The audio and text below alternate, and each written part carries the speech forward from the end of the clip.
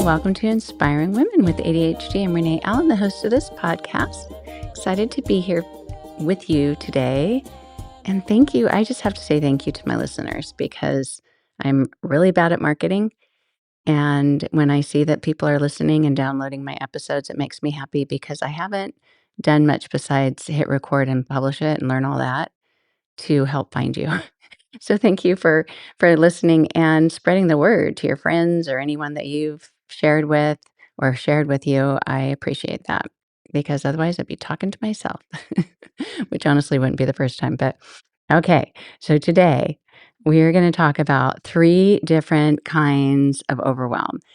And overwhelm, if we think of when we're overwhelmed in ADHD, a lot of times it's dealing with I can't get myself to do something. Something sounds so daunting, or it's a goal that I want to do, or it's a plan that I had this morning, but it's just so overwhelming. I can't even start. That's one way to feel overwhelmed. That's a common way to think of it with ADHD. But overwhelm can affect your brain, it can affect your body, it can affect both. And there's different reasons for it, and there's different effects of it. And I just thought it'd be fun. I don't know if it's fun for you. I thought it'd be fun to talk about it and break it down because when we recognize what's happening, we have more power to be able to do something about it and to help it. And I really wish I brought a hairband because I got my roots touched up, my hair highlighted today. And I didn't really need her to style it because I'm just going to teach yoga tonight and I'm going to pull it back. But she curled it and I don't know, it's just looking weird on the camera. So anyway, okay, overwhelm. So with overwhelm, there are different things that can happen. And there's a couple different kinds. I'm having a hard time finding my spot here in my notes. So there's overwhelm from mental thoughts, for overwhelm that starts in your mind. So you can think of, I have so many thoughts, I have so many ideas, I have so many things to do. It's just overwhelming. I don't know where to start. Or this one thing that I want to do, I'm not even sure how to do it. So I'm overwhelmed with that because I don't know what to do. Or I have too many ideas. I've hit this point with my exercise, with my workouts lately, that I have too many conflicting ideas of what I want to do for my workout. And instead of doing one of them, I don't end up doing any of them, even to the point of with my exercise videos or streamed videos or whatever it is I have a lot of them, where I will start a workout and in about 5 minutes think, no, I should do this instead. So I'm overwhelmed by my own problem with making a decision, with the ability to commit. And so different ideas can come in different ways, from not being able to make a decision or from feeling pressure from other people around you, or it can all be within you. You want to work on one thing, but then you look around and the whole project just seems like a mess, like a closet you're going to clean out. Or you want to work on something else, but you see that closet and you think I should do that. So you're conflicted. I've been ignoring my kitchen lately because I'm not the only one that lives here who can clean it. And often I am the only one who cleans it. I'm not trying to sound like a martyr or anything like that, but I'm trying to tell myself that it's okay to ignore it, that other people in the family are fine ignoring it when they have other things to do that are more important to them. And I can do that too. I can ignore it and I cannot let that overwhelm me, that there's something calling at me and saying, do this first. And then it takes up my time and I don't do something else. And that can always wait. So maybe not always, but most of the time it can wait.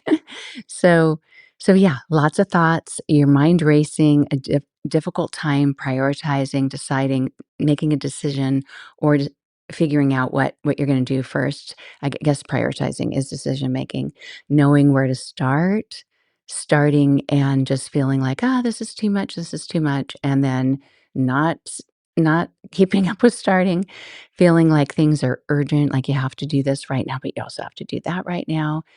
And if you think about the tabs on your computer, when you have 20 tabs across the top of your browser on your computer, that's what is happening often in your mind when you have mental overwhelm. That you open another tab, you open another tab, you open another tab.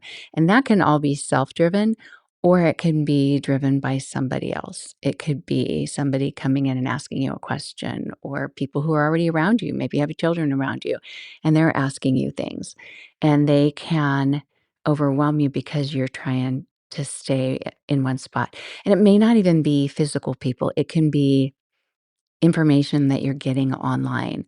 I was thinking about this yesterday about how I have a hard time with pop-ups, or if I'm about to purchase something and I'm on this path to do it, and then I get this pop up, do you want this extra discount? Spin the wheel, put in your email address. You're having to make a new decision. You've already come to a conclusion of what you're going to buy, and you read the reviews and you decide what to do.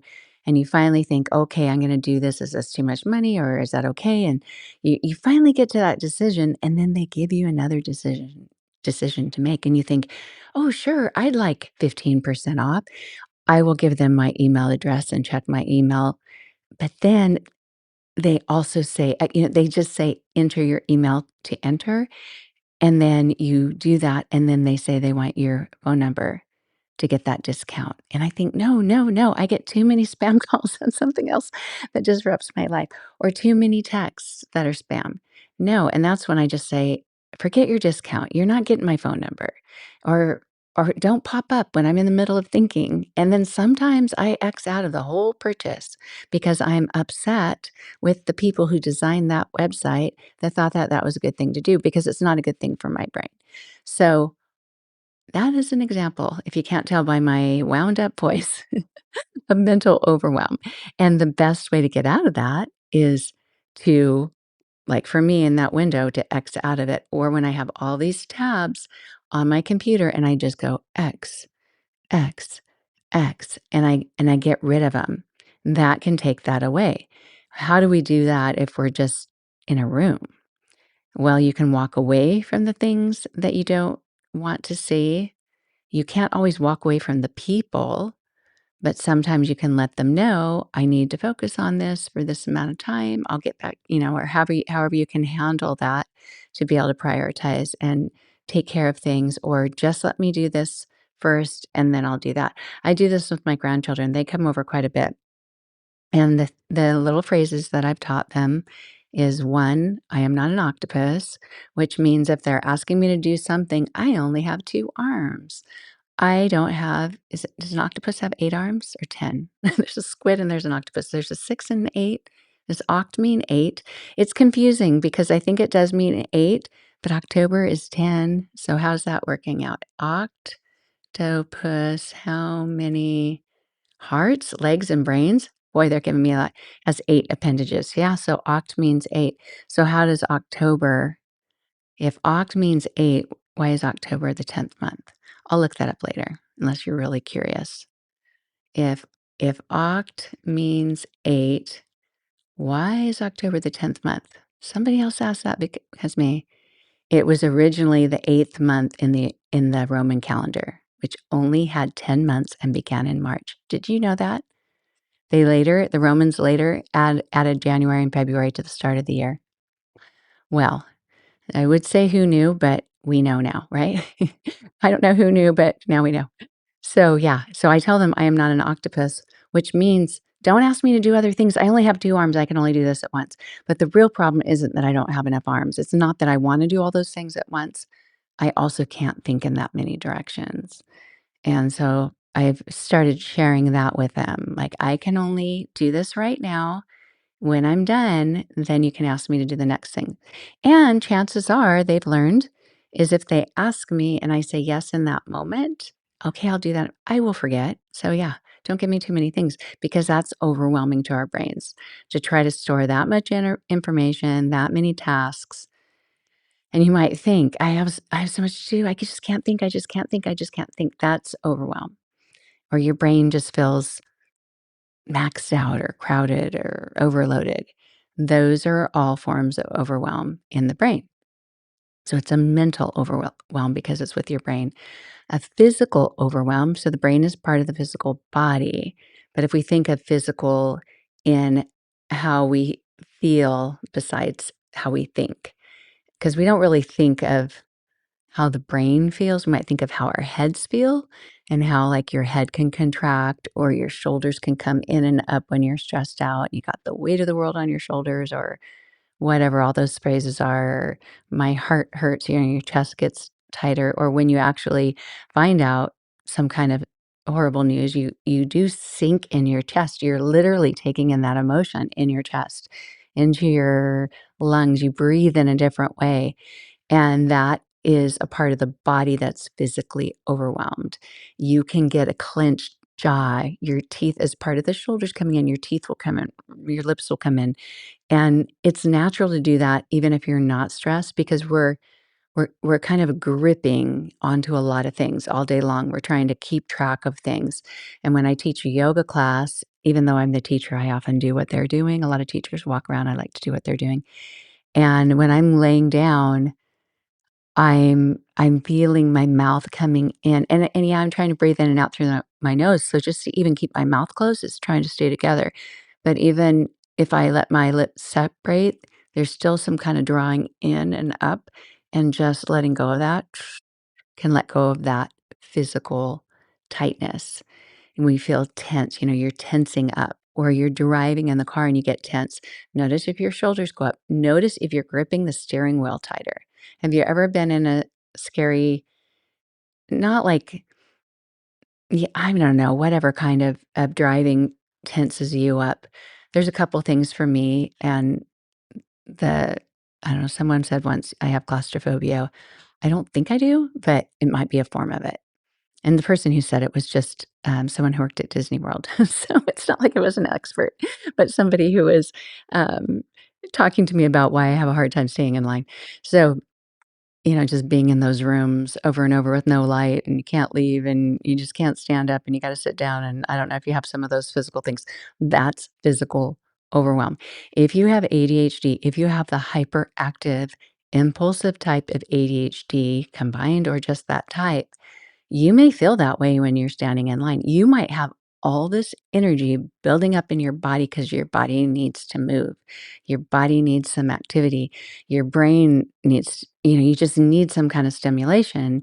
And you might be in line and there you've got music, or you're in traffic and you've got music, but you're sensing that stillness, and you're tightening up, and you're feeling like you have to move. And sometimes just getting off an exit and driving farther, but where you can keep moving, can help.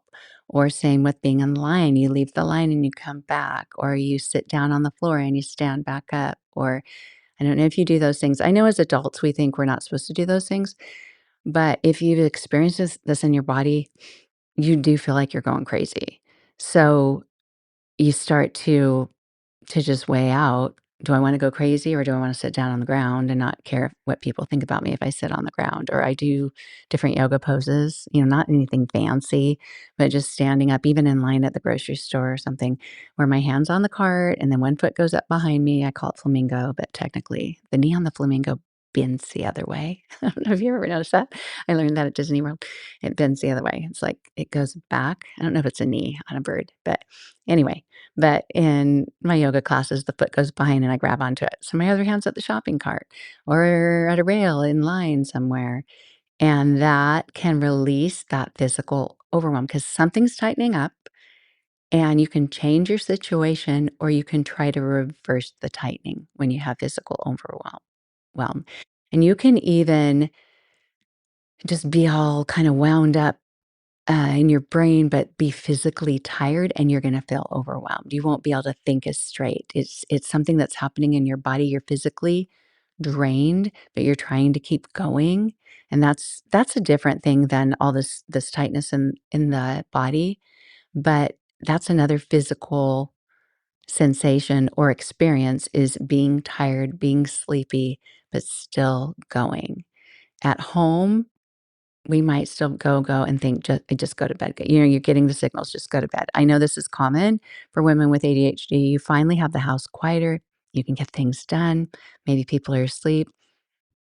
or you're finally at a point where you've got enough energy to just well, I would say you have some momentum. Maybe it's not the same kind of energy, but you've gained some momentum, you're focusing on something and you don't wanna stop. I do that sometimes with my laundry. It's like I'm putting stuff away and now I can, like hang up all these clothes and I think, but it is almost midnight, just just just end it. But it feels so good to to complete that job so I don't have to think about it the next day. But when you're feeling those physical sensations, you need to listen to them because your body's telling you you need to do something different. And sometimes it can happen with headaches, or you just start to feel like this is too much, exhaustion, your breathing changes, um, rapid breathing, anxiety. That's all physical overwhelm. It's a physical sign in the body of something that's happening in because of another reason. And it's something that you can think of kind of the equal and opposite of I'm feeling tired, and then the opposite is go to sleep. I'm feeling like things are tensing up. I'm gonna let that relax. I like to think of like if you're in a pond, have you ever played at a creek or a pond? It could happen in a lake too, where you drop a pebble or throw a pebble or something, and it lands in the water and there's all these ripples. And that can you can get that sensation in your body as you choose that spot in your body where that pebble's landing, and then the ripples are going out, and you can literally feel I don't know if it's literally, physically feel those ripples go out and help that tension relax. And yeah, all those things or sometimes you feel a knot in the stomach, and you're just kinda holding it, and that's actually a change in your breathing too, is when you feel like you have a gut punch, like, it got you, and you're holding your breath in that moment, and you need to go from the opposite of holding your breath to purposely breathing and breathing a little more slowly. And when you need that physical change, you can create some physical change for yourself.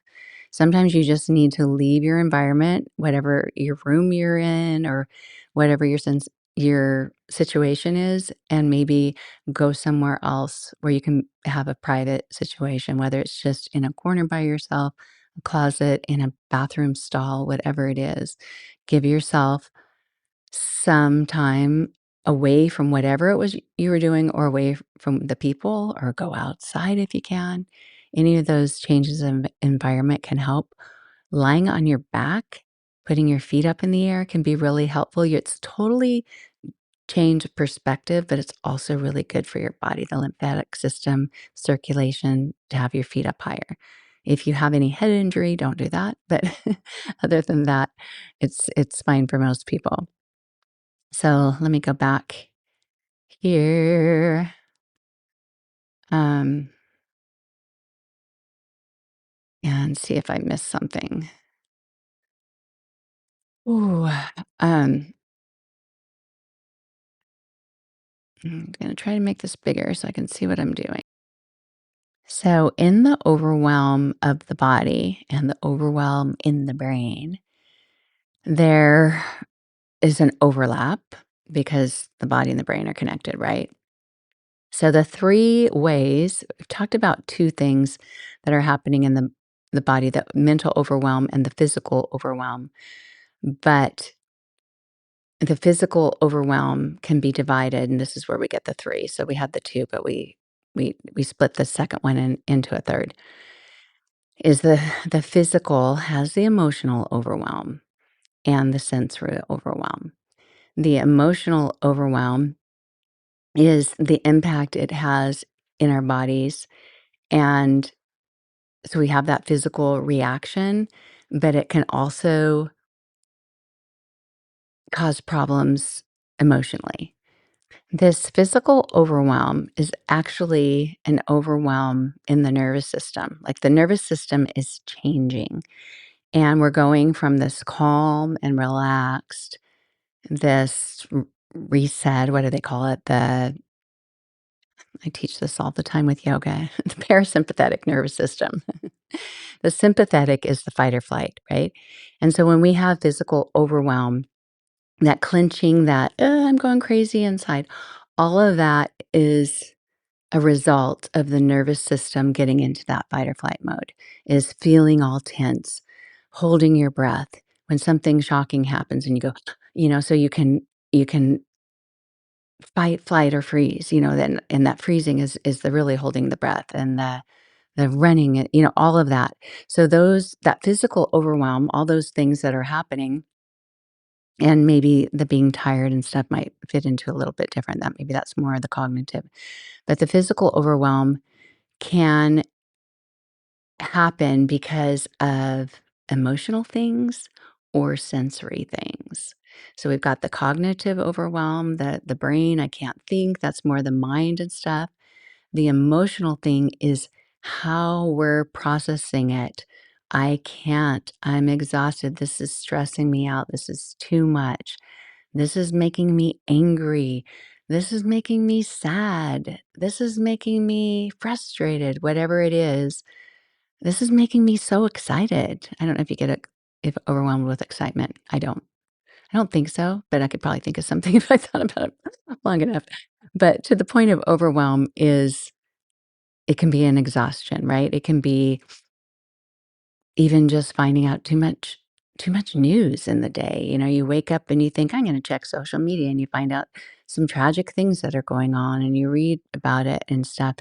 And emotionally, it's draining. It's affecting your body. It's overwhelming your system. So you're not able to be in a state to function like you would want to function, right?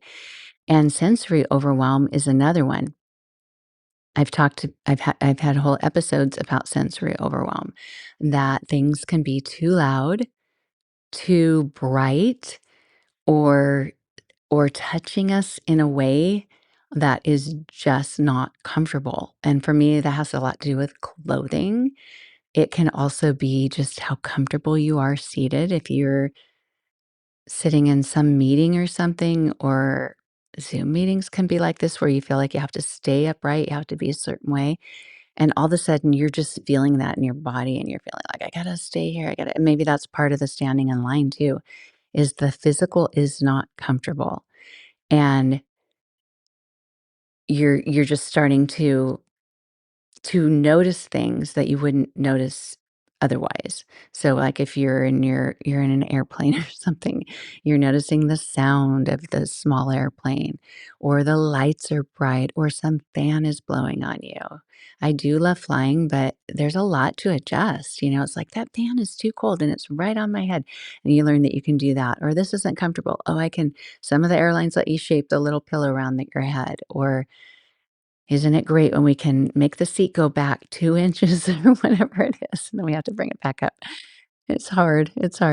But sensory overwhelm, however you're sensing something that is too much, that's sensory overwhelm. It can be in a store, it can be sounds outside, inside, and you might notice something and be able to deal with it. You might not even notice something somebody else notices. One time my daughter and I were traveling, and a man said, we were at the gate. We were at the airport gate. We were eating sandwiches. And it was when we came, every once in a while you have like some inside joke. I asked her, do you want the chicken or turkey? But I said, do you want the chicken or turkey? I said it backwards or something. I had to think about that just to get it wrong. And it just became like a funny little joke. I remember it was in that kind of in that moment of eating our sandwiches and stuff. And we were getting ready to where they were starting to call group A or whatever, and some man made some comment about a little child, like a toddler who'd been screaming, and he said something like, "Do we punish the mother or the child?" or something, which I don't think he should punish either one of them. It's not his place. But when he said that, I thought, "Oh," and I looked at him and I thought, "I don't know what you're talking about." And then my daughter said, "Oh, that, little child has been upset." I didn't even notice it. I didn't hear it. There's a lot of sounds going on in the airport. Wasn't wearing AirPods or anything like that, but I just didn't even notice. And I think after having 6 kids, I don't notice other kids' sounds very much. I mean, if I'm trying to sleep on a plane, maybe I would, but in a busy airport, I didn't notice. But to that man, it was too much, and it was affecting his thinking to where he was starting to make judgments, and he shouldn't have. So so so you might have a sensory overload that somebody else doesn't have. You might be somewhere and think, I'm going crazy, that light's really bright." I went to a show with my daughter in Atlanta. It was a live show, and they had lights on the stage, and we were close. The lights were just bright, they were blue, and I finally just kinda put my hand like this over my head and thought, "If I can just block that light, I'll be okay." I kinda wished I had a hat, but you don't really wear, like, a baseball hat or something like that to that. But but yeah, that was impacting my ability to relax. It was overwhelming to me to the point that I couldn't function normally. Or maybe I'm wearing some clothing and I'm thinking, I want to take these shoes off. It's hurting. That can be a sensory overwhelm or an overload. And when that happens, the opposite, what can you do? Can you adjust whatever your clothing, whatever's happening? If it's your bra strap, can you move it off of your shoulder? Can you do something to change? If you have a watch band on it, I wear an Apple Watch sometimes, but at some point, my wrist doesn't want it there anymore, and I have to just take it off. In fact, it's probably my yoga bag. I always have to remember because I forget, and then it's not charged, and it's not like I use it all the time anyway, but I should because it can help with not missing calls and stuff. So, anyway, but yeah, that sensory overwhelm. If it's bothering you, can you change? What can you change? Sometimes you might have to leave the leave the room. And I was at church like a month ago and they played a they did a video presentation, but the video wasn't set up to a speaker. It was like they had a microphone to the computer. And the people who were talking, all of a sudden their voices were so screechy. The treble was coming through like crazy. And I looked around like, is anybody else going crazy? Is anybody else going to stand up? Because I'm a mover and shaker, like where if I was more in charge or kind of almost in charge, I'd probably go up there and say, we should change this. But I had absolutely zero in charge of that ability to be in charge of that. And I thought I'd rather instead of do that, I'd wait and see if somebody else does it. And I'll see what I can do to deal with the overwhelm.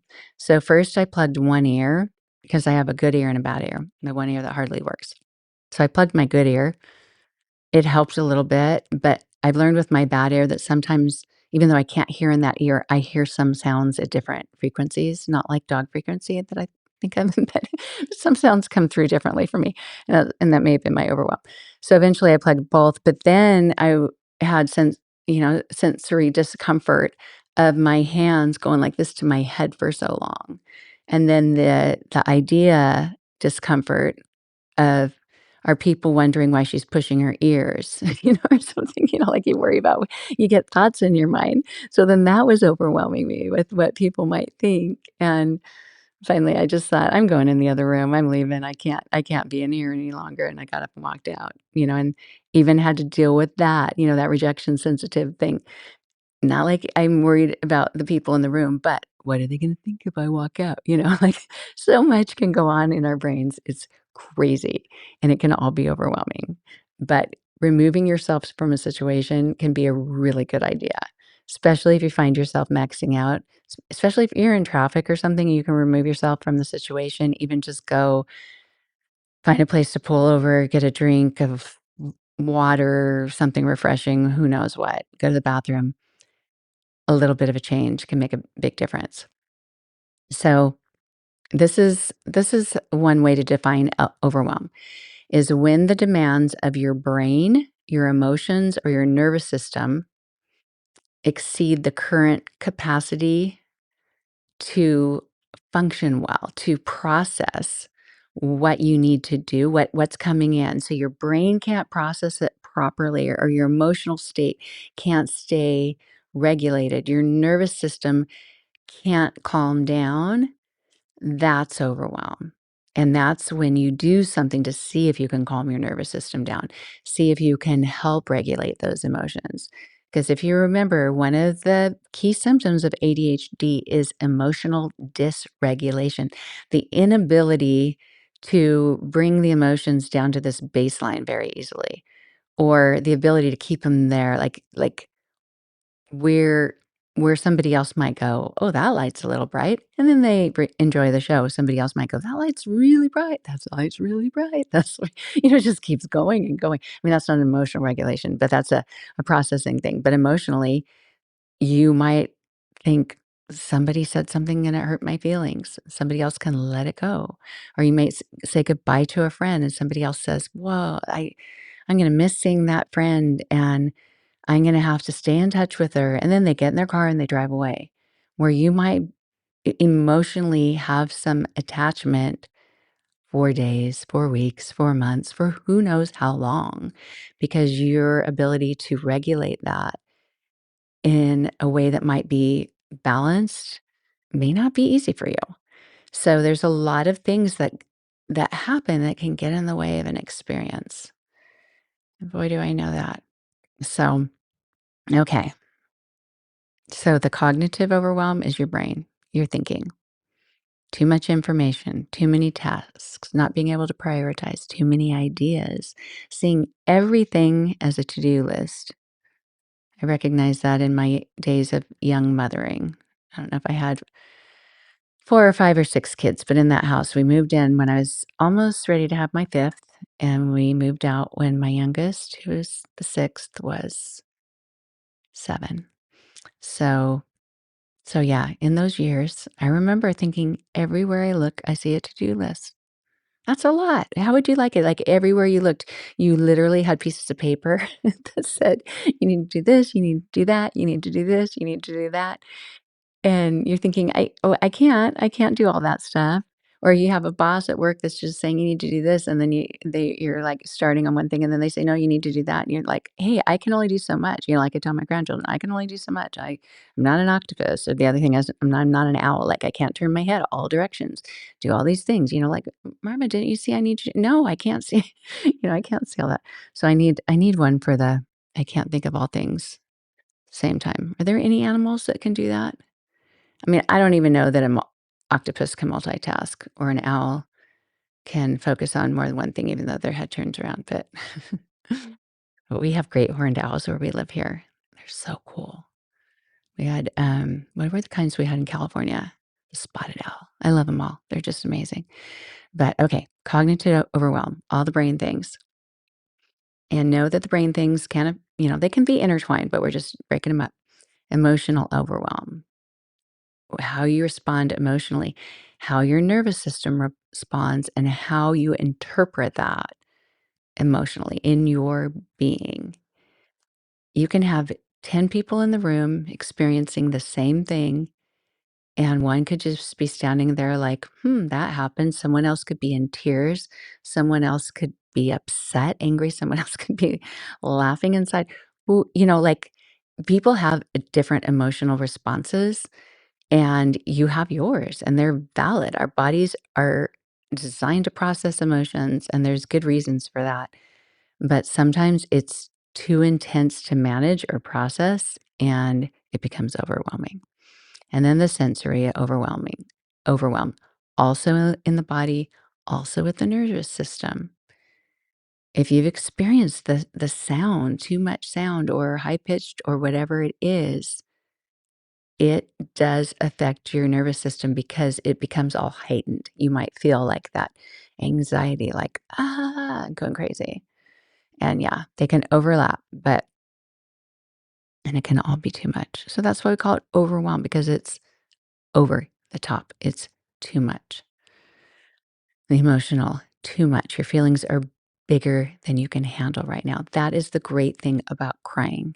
Is the crying is a great way to expel those emotions. Yelling is a great way to expel it too, but it's not always appropriate, right? And it can hurt people's feelings, but that's why they have those places. I haven't actually been to one, like where you throw bottles and break things, or they say hit a pillow. It is good to let your body move with your emotions. Running is really good for that. If you like running, I did for a short time in my life, and it was great because you are, you're just getting out that energy. And yeah, you can get those emotions out. And yoga does the same thing. I haven't had that happen in my body in a long time, but honestly, I haven't been to other people's classes in a long time. When I'm teaching my own classes, I'm thinking about helping other people, but attending other people's classes or even people in my classes, it is a great way to take emotions and process them. And it's not like you go in there thinking, I'm going to use this class to help me get better at this. Often that just happens because the emotions are stored in your body and they come up. It's letting the body process that in the way that it can also happen on a hike. It can happen in nature. It can happen in different ways. Oh yeah, yeah, yeah, yeah. Oh, so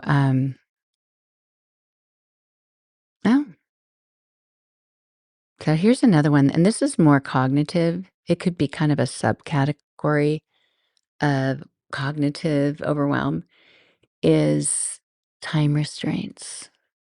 Feeling like you don't have enough time. There's not enough time in the day. Common phrase. Or I want to get this done, but do I have enough time? Or all those things. You're running late.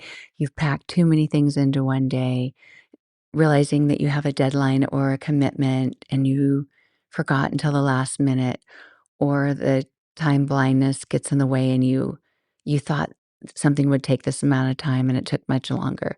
All those things can cause stress and overwhelm as well. Feeling like you're behind, that is all in your brain. And it can actually be true, but it's still all in your brain. And just like, there could be 10 people in a room, let's just say three people in a room. Let's not make it 10. But if there could be three people in the room and all three of them find out you're behind, you probably won't finish this. And one person might think, that's all right. I'm just going to keep going and I'll do what I can do. Another person might go, I can't believe I'm late. I can't believe I started this so late. And beat themselves over and over, kind of like beating yourself down with your thoughts of I always do this. Why can't I start earlier? I thought about this a month ago. Why did I save it till now? Or trying to find something. Common thing when you have ADHD is not having your things organized, not knowing where they are, losing things, and then in the moment when you need them, so frustrating not being able to find it.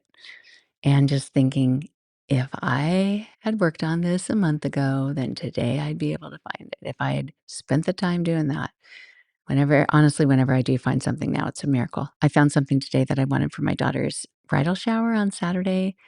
The other mom, the groom's mom, is planning the bridal shower in Miami. And she wants to do the something old, something new, something borrowed, something blue. And she said, I have the something new and the something blue, and wanted to know if you wanted to contribute the something old and something borrowed that you bring for my daughter, for the bride on the wedding day. But at the shower, I have 4 boxes that are special. She's just done all this planning. I haven't seen any of it yet, but I'm excited to see it because I've had to do very little and it'll be really wonderful and fun. But I don't think she has ADHD. I think she's very high functioning. But anyway, um, so yeah, so I've been kind of stressing. It's just been a couple days, but like, what is the thing? Because not only do I have to think of something, I have old things that I could give her, but she's in her 20s. She's not going to just want to wear anything on her wedding day. She's thought this through. And I don't want to have something that she's going to think like, mom, that kind of thing. I'll never wear this.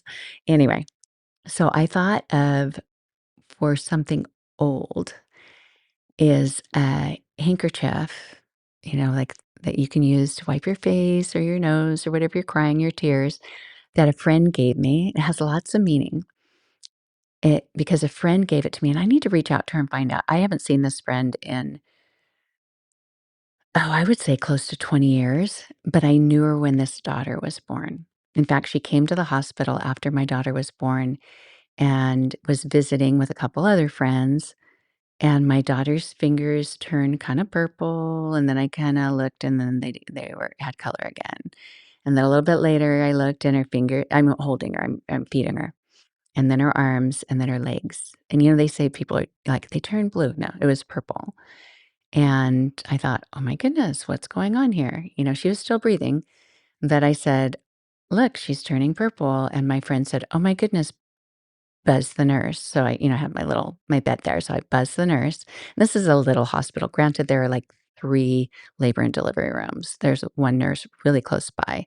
It's not like when I had my older kids in LA and there's like 40 babies being born or something. But anyway, this particular friend got up out of her chair and said, I'm going to get the nurse. Like, we don't wait for the buzzing and the coming. I'm going right now. And she told her she's turning blue. She didn't say purple. She's turning blue. Come on in. And they put her like just right next to me, put oxygen on her face, massaged her hands, told me to massage it. And they just said sometimes, and she was a little early. Sometimes when babies are early, their capillaries can close and they can start like blocking off the oxygen. I'm like, oh my goodness. But anyway, this particular friend told my daughter for years, whenever she'd see her, I was there when you were a baby. And she'd tell her this story. And even now, when I bring it up, she's like, oh, yeah, she always said that and stuff. So I thought, this is a friend that has known her since she was little. And this friend gave me this handkerchief. It's all white, it has little crocheted edges. I don't know that she crocheted them. I'll ask her. I doubt it. But she hand embroidered, hand stitched my initials. And my initials are close to the same as my daughter's, but she has a different first initial than I do. So I thought, I'm going to give this to her, the something old that she can put in her pocket of her dress. Hopefully, it has pockets or her purse on her wedding day. So that's the something old. And then, because when you have ADHD, you often have more ideas. Once you have one good idea, you have another good idea. Then I thought, well, what do I put it in? Yeah, she has a box, but should I put it in something else? And inside the box, well, this same daughter is born on my grandpa's birthday. My grandpa she was 2 when he died, so she doesn't really remember him, but she knows she was born on his birthday. He was born in Romania, came here as a 6-year-old here to the US, if you're listening outside the US, to Ellis Island, and out of my 6 kids, she looks the most Romanian. He came from Romania. So I thought she has his genes and she was born on his birthday. That's really important. So I have a dish towel that my mom gave me that's from Romania, that's hand stitched from Romania. It has a quote at the top. And I looked up the quote last year, just curiosity. I've had it for a long time and I thought, you should just use this dish towel. So I've been using it, but I have a million. It's one of my like you should collect dish towels is one of my obsessions. I have a lot of dish towels. But anyway, the quote, it has a man and a woman and some other things. And I looked at the quote a while ago and I thought, I think it's about love or marriage. So I looked it up today and sure enough, it's like a wedding wish about, like, marriage is full of joy and hope and something out of love. I don't know. I phrased it better than that. But so this is my great idea. But I couldn't find the scarf. I couldn't find the handkerchief. And I thought, like time overwhelm. I thought, you have 2 days before you drive to Miami. You need to be more on top of your life. You need to be able to say, I need to find something and be able to find it immediately. And I'm getting better. And I did find it. So it was in probably the 5th place that I looked. You know how you have like a little in your mind, well, if it's not in this place, it might be in that place. If it's not in that place, it's not in that place. And thankfully, I knew where the Romanian dish towel was, and I found the handkerchief, and I ironed them both. I never ironed, but I ironed them. So I am on top of it. But I did have that time overwhelm pressure of this is something that you need to find today, tomorrow at the very latest. Otherwise, your chance for this is over, like to give the something old something new. They're both something old. She can have the dish towel if she'd like to, but it's all in the presentation, right? And showing, like telling the story, you were born on grandpa's birthday and then the handkerchief and then the something, and I know I'm doing the oversharing thing, but that's okay. And the something borrowed is going to be, if you're watching on YouTube, is going to be my grandma's bracelet. My grandma used to wear this bracelet all the time. This is the same grandma of the grandpa that she was born on her birthday. And it's the only one of my 4 grandparents that my daughter knew because she, was 2 when my grandpa died. And my grandma lived another 11 years. And my other 2 grandparents had died before she was born. So I thought she knows her for the something borrowed. I'm going to give her this bracelet because it's real gold. She has a really pretty gold. I was thinking she has yellow gold for her ring. She's probably wearing yellow gold. I figure I know she has her necklace and her earrings picked out. And I thought if I give her one of my bracelets, they're just, made out of beads and stuff. This will be a borrow because I'm not giving it away. It's a lot of gold. and and it'll be special. It'll be a way to have both the grandparents with her on her wedding day. And anyway, and I found this too. It was in the second place that I looked. But yeah, that's part of the thing with losing things is most of the time we only look when we need it and we don't have time to find it. I don't know, maybe sometimes that's not the case, but I mean, I've lost Jamba Juice gift cards and there wasn't a time constraint. I just wanted Jamba Juice, but yeah, I should do another whole episode on why losing things stresses us out so much and why we do it. I think I have given one about forgetfulness. But yeah, um, and there are different things. We've got, okay, all these different kinds of overwhelm. The cognitive overwhelm, maybe I'll do separate episodes about each one of these. I hate to say that because I always forget later, but I'm planning out my episodes. But spontaneity of impulsive ADHD. But that with the time overwhelm, there's also that's all mental, right? So that's all the cognitive of thinking I don't have enough time. The one person doesn't worry about time, somebody else does. Somebody else is driving somewhere and they're like, I'm going to be late, but it's fine. I'm just going to go. And we don't want to be late all the time. We may not want to be late ever, but do you want to live your life stressed because you're late? And the thinking might be, if I'm not stressed, I won't pressure myself and I won't be on time. You can have both. You can be late and not stressed. You can be on time and be somebody who doesn't get stressed when they're late because you're going to create all that tension in your body. You're going to go into the situation with some energy. You've seen people like this, right? Where they come in like, off because they're late and they have all this energy, or maybe I'm just the one who does that. But I've seen them in yoga classes. They come in and I try to tell them, if anyone needs yoga, it's somebody who's late because their morning went a certain way that they didn't plan on, right? Or they're beating themselves up because they lost track of time or have time blindness or whatever. So, yeah. So, if you find that you're overwhelmed because you are late and you're driving somewhere, do yourself a favor. Don't look at the clock. It's not going to get you there any faster to look at the clock or to be stressed about it. Tell yourself you did the best you could. And maybe you didn't. Maybe you wasted time. I've done that. I've wasted time. And I think if I had started earlier, if I'd put on my makeup earlier, this is my own fault. That's okay. But you can still arrive not stressed.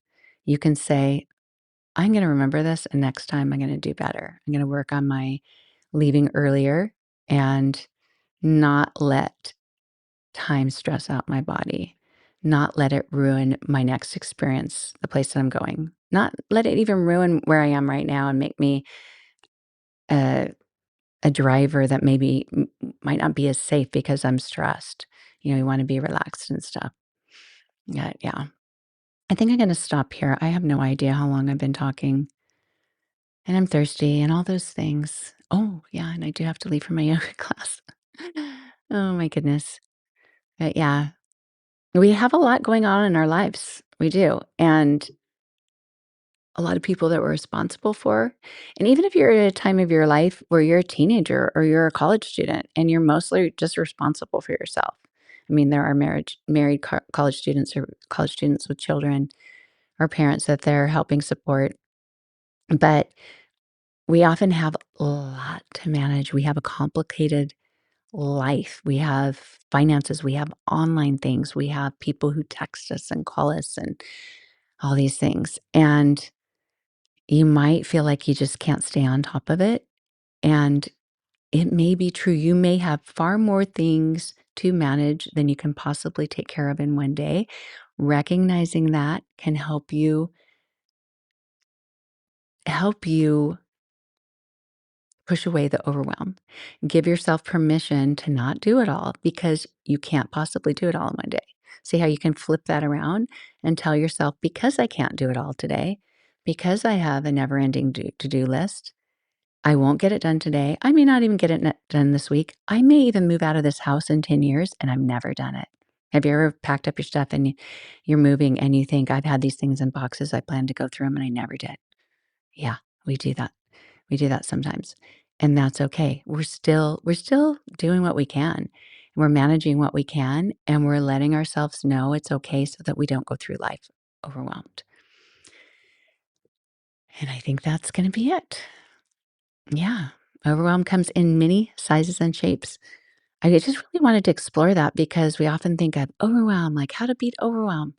Well, where does your overwhelm come from? And what are the different ways it comes in? And what are the different reasons? How does it affect your body? How does it affect your mind? What can you do to reverse it? Knowing where it is, how it's coming in can help you either change your mindset about what's happening or just try to, cancel out the tabs or change things in your body, letting go of the stress, all of that. But that's it for today. I know I say that over and over, but it really is. But thank you for being here. Thank you, thank you, thank you. I will be back. I'm actually going to be out of town. I'm going to this bridal shower.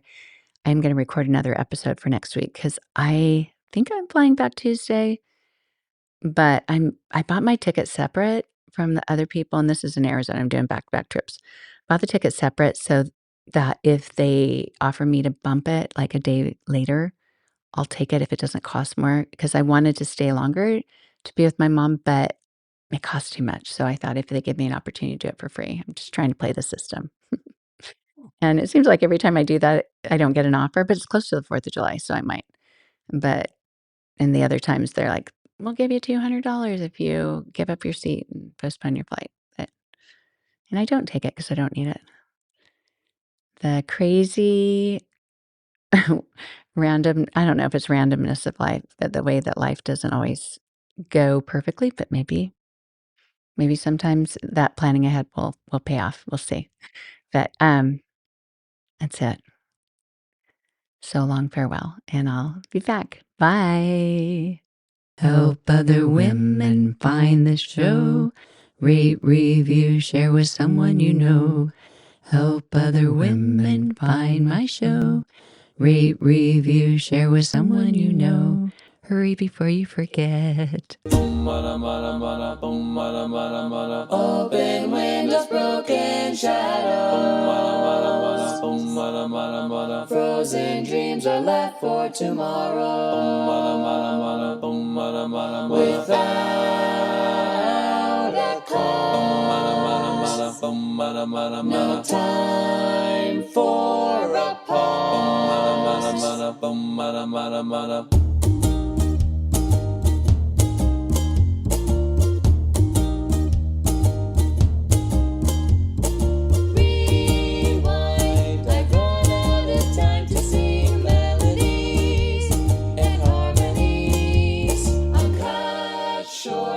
The silence of sound has yet been found, but not by me.